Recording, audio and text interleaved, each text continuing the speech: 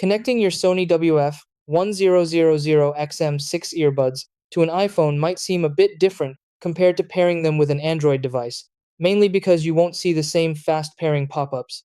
Still, the process is straightforward once you know the exact steps.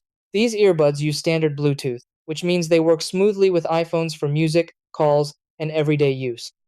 The only difference is that you may need to rely on manual pairing instead of automatic prompts. Once the connection is set up, your earbuds will remember your iPhone and reconnect instantly whenever you use them. It's a one-time setup that takes just a minute, and after that, everything becomes seamless and effortless. Try these. Step 1.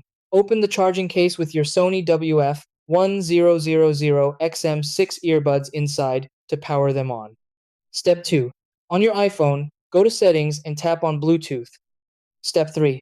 Make sure Bluetooth is turned on. Step 4.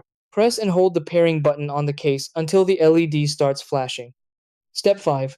Look for WF-1000XM6 in the device list and tap to connect. Step 6.